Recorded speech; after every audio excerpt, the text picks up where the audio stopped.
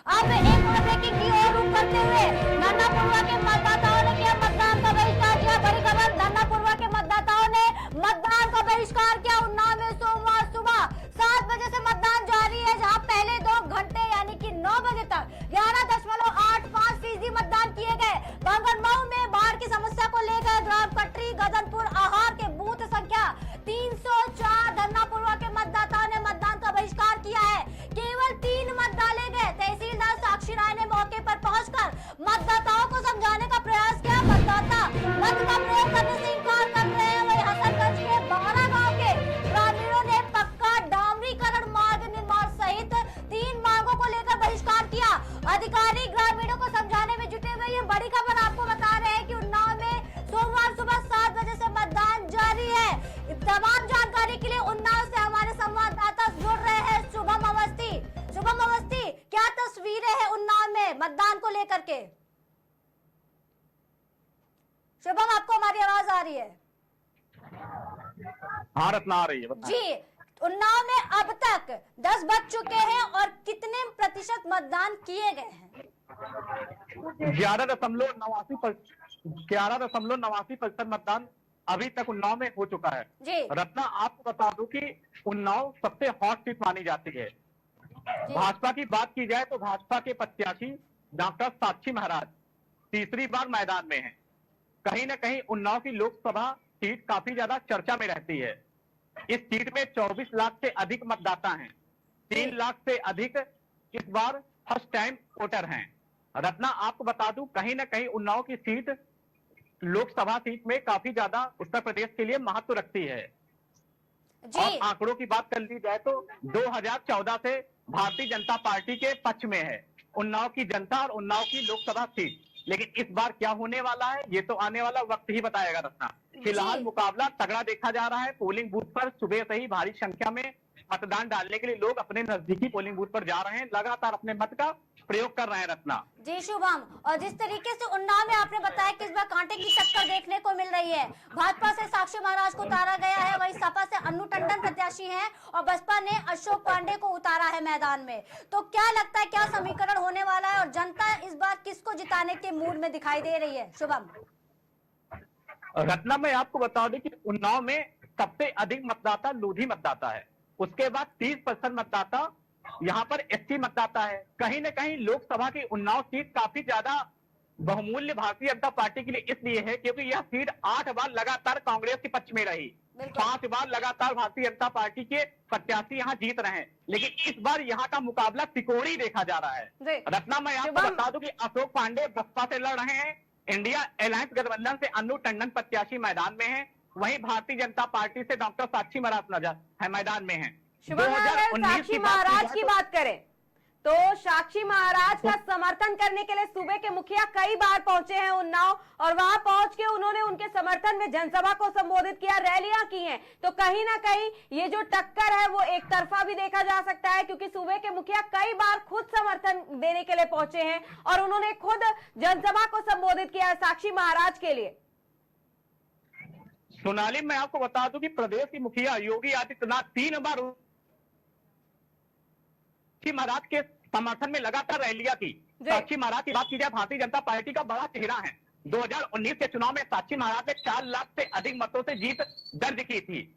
और बात की जाए मौजूदा सांसद साक्षी महाराज के कार्यों की, उनके कार्यों को देखकर ही भारतीय जनता पार्टी ने उन्हें तीसरी बार मैदान में उतारा है। 2019 के रिकॉर्ड कार्ड में साक्षी महाराज ने 4 लाख से शानदार तरीके से जीत दर्ज की थी। कहीं न कहीं अन्नू टंडन की बात कर लीजिए। अन्नू टंडन 2009 में उन्नाव की सांसद बनी। 5 साल सांसद का कार्यकाल अन्नू टंडन ने उन्नाव में किया। लेकिन 2019 के चुनाव में कांग्रेस के सिंबल से चुनाव लड़ी। लेकिन इस बार इंडिया अलायंस के साथ मिलकर लड़ रही है। कहीं न कहीं कांग्रेस का भी इनको साथ मिल रहा है। ये तो आने वाले नतीजे ही बता देंगे अन्नू टंडन की राजनीति क्या होने वाली है। उन्नाव की जनता किसे अपना शुभम, पोलिंग बूथ पर आप मौजूद हैं और वहां पर क्या आपके आसपास कुछ लोग मौजूद हैं जो अपने मताधिकार का प्रयोग करने के लिए आए हैं? क्या वहां संख्या में जनता मौजूद है जिनसे आप बातचीत करके और खास बातें बता सकते हैं? ये अपडेट हमें दे सकते हैं कि आखिर जनता किन मुद्दों को लेकर के वहां मतदान कर रही है और अपने मताधिकार का प्रयोग करने के लिए कब से लाइन में खड़े हैं लोग? सोनाली, यहाँ काफी ज्यादा मतदाता हैं, उत्सुक भी हैं बात करने के लिए, हम से बात करेंगे और जी जानेंगे शुभम, कि बातचीत मतदाता करिए। तो को लेकर इस बार वोटिंग कर रहे हैं। कहीं न कहीं लोकसभा चुनाव की बात कर ली जाए तो लोकसभा का चुनाव काफी महत्वपूर्ण माना जाता है कि लोकसभा के चुनाव से ही सांसद अपने प्रतिनिधि को चुनकर, जनता सांसद को चुनकर भेजती है। यहाँ पे हमारे साथ कुछ महिला मतदाता हैं, इनसे बात करेंगे, जानेंगे किन मुद्दों को लेकर आप मतदान इस बार कर रही हैं। कहीं न कहीं सोनाली, लोकसभा चुनाव में मतदाताओं का काफी ज्यादा महत्व इसलिए माना जाता है कि अपना नेता चुनते हैं। इसी कड़ी कुछ हमारे साथ महिलाएं से बात करेंगे। माता जी, क्या नाम है आपका? सुनीता जी, इस बार किन मुद्दों को लेकर वोटिंग कर रही हैं आप? बताइए नेता बने, अपने देश का ध्यान रखे, ये सब चीजें होता है। इसी के साथ कुछ हमारे साथ और भी युवा हैं, इनसे बात करेंगे, जानेंगे किन मुद्दों को लेकर वोटिंग कर रहे हैं। क्या नाम है आपका?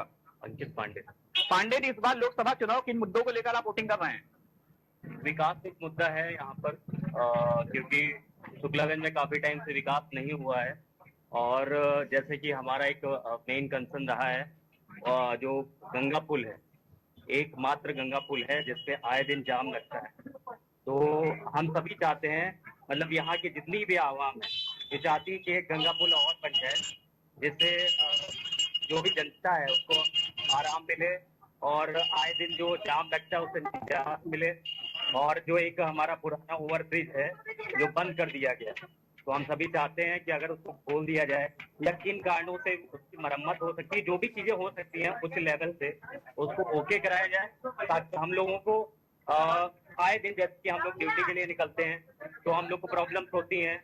और जैसे कि हम लोग की जो सुबह की टाइमिंग है उस टाइम पे सप्ताह में 3 दिन जाम लगता है। तो हमारी कोशिश ये है कि इन मुद्दों को लेकर हमारा मुद्दा है और आने वाली जो सरकार है हम लोग उनको चुनकर लाएंगे, तो कोशिश करते हैं कि इन मुद्दों पर स्पेशली काम करें। इसी के साथ हमारे साथ कुछ और लोग शुभम, एक और सवाल है। शुभम, एक और सेम सवाल है कि वहां पर अभी आपने ब्राह्मण मतदाता से बात कही है और ब्राह्मण मतदाता से आपने बात की तो कहीं ना कहीं नाखुश नजर आए हैं लोग। एक सवाल और है कि भाजपा से कहीं ना कहीं लोग नाखुश थे, ये सवाल भी कर लीजिए, क्या वाकई में ब्राह्मण मतदाता भाजपा से नाखुश है? उम्मीद है कि जो हमारी ये सरकार आने वाली है। क्या नाम है आपका? विनय कुमार पाल। पाल जी, बताइए, मौजूदा सरकार से पूछें जी हाँ, मौजूदा सरकार किन मुद्दों को लेकर इस बार वोटिंग कर रहे हैं आप? वोटिंग नहीं है कि देश का जो मान सम्मान है वो पूरे विश्व में बढ़ रहा है और मोदी सरकार बहुत अच्छा काम कर रही है, उससे बहुत खुश है। इसलिए मोदी जी को देखते हुए ही हम भारतीय जनता पार्टी को ही वोट कर रहे हैं। कौन कौन प्रत्याशी मैदान है, पता है आपको? एक बार काशी महाराज भारतीय जनता पार्टी को उन्हीं वोट देते आए हैं, उन्हीं वोट देते रहेंगे भारतीय जनता पार्टी को। तो खाली इसी कड़ी में हमारे साथ कुछ और भी लोग हैं, इनसे बात करेंगे और जानेंगे कि जनता क्या सोचती है, क्योंकि लोकतंत्र का महापर्व लोकसभा चुनाव में सांसद चुनना जनता ही फैसला लेती है कि उसे किसे अपना सांसद बनाना है। इसी कड़ी में कुछ हमारे साथ और भी लोग से बात करेंगे। दादा, क्या नाम आपका? विजय कुमार। दादा, किन मुद्दों को लेकर वोटिंग कर रहे हैं इस बार आप? मुद्दा नहीं होता है यार, आज देश के पीछे देश का विकास है, सामाजिक विकास है और अधिकतर नेशनल विकास है, इसको जा रहे हैं। मौजूदा सांसद से कुछ है? सांसद को लेना देना नहीं है, मतलब सांसद नो लेना देना, सांसद क्या करेगा? देखिए सोनाली, यहाँ की जनता है जो साफ कह रही है सांसद से लेना देना नहीं है। कहीं ना कहीं और भी कुछ लोग इनसे बात करेंगे और जानेंगे क्या मुद्दे सोचकर जनता इस बार मतदान कर रही है। कहीं ना कहीं सांसद की बात कर ली जाए तो सांसद के चेहरे को देखकर मतदान करती है या भारतीय जनता पार्टी या अन्य जो भी इंडिया अलायंस गठबंधन बसपा की बात कर ली जाए, पार्टियों को देखकर मतदान करती है। इसी कड़ी कुछ हमारे साथ और भी लोग हैं, इनसे बात करना चाहेंगे। क्या नाम है आपका? ये बताइए किन मुद्दों को लेकर वोटिंग करने इस बार आप? रोजगार, शिक्षा, स्वास्थ्य व्यवस्थाएं, खुश हैं आप? इसी कड़ी में कुछ और भी लोग इनसे बात करना चाहेंगे। क्या नाम आपका? ये बताइए तिवारी, इस बार किन मुद्दों को लेकर वोटिंग कर रहे हैं आप? भैया विकास हो, हमारे देश का विकास हो, हमारे मोहल्ले का विकास हो। बाकी शुभम, क्या आपको हमारी आवाज आ रही है? हाँ सोनाली, बताएं। शुभम, ब्राह्मण मतदाता हैं आपके सामने और ब्राह्मण मतदाता से सबसे ज्यादा जरूरी सवाल यही है कि क्या वो भारतीय जनता पार्टी से वाकई में नाराज है? अरे इतनी दिक्कतें हो रही हैं लोगों को, कोई सुनवाई, कोई देख रेख नहीं। मौजूदा सरकार के जो 10 साल से है केंद्र में भाजपा सरकार है, उसके कार्यों से आप खुश हैं या नहीं? उसके कार्यों से हम खुश हैं। कहीं ना कहीं लोकसभा चुनाव की बात कर लीजिए, कौन कौन से दिग्गज मैदान में जानते हैं आप? इसी कड़ी में कुछ और भी लोग हैं सोनाली, इनसे बात करेंगे और जानेंगे। क्या नाम है भाई साहब आपका? शर्मा जी, बताइए इस लोकसभा चुनाव में कौन से ऐसे मुद्दे हैं, कौन सी ऐसी प्राथमिकता है जिनको देखकर आप मतदान का प्रयोग कर रहे हैं? काफी सुधार हुआ है गलियों का, रोडों का, लाइटों का। मौजूदा सरकार की बात कर ली जाए तो सरकार से कामों से खुश हैं या नहीं आप? इस सरकार काम से खुश है, मगर यहाँ का जो खड़ा हुआ है साक्षी महाराज की, उनसे संतुष्ट कोई नहीं। मतलब उनसे संतुष्ट नहीं है। सोनाली आप देख कभी आते नहीं। ये देखिए, जनता बड़ा सवाल कर रही है सोनाली की, जो मौजूदा यहाँ के सांसद है वो कभी क्षेत्र में आते नहीं है। उनकी हमने चेहरे में फोटो देखी, मतलब साक्षात हमको साक्षी महाराज नहीं दर्शन हुए।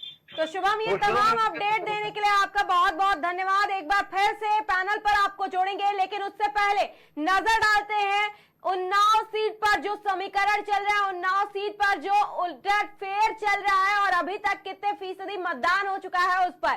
तो हमसे जुड़ने के लिए शुभम आपका बहुत बहुत धन्यवाद। एक बार फिर से पैनल पर वापस करते हैं और इसी सीट की बात करते हैं। तो यहाँ धन्नापुरवा में मतदाताओं ने मतदान का बहिष्कार किया है। आपको बता दें, पहले 3 चरण में भी कई जगहों से मतदान बहिष्कार की खबरें सामने आ चुकी हैं, लेकिन इस बीच नजर डालते हैं एक बड़ी खबर पर।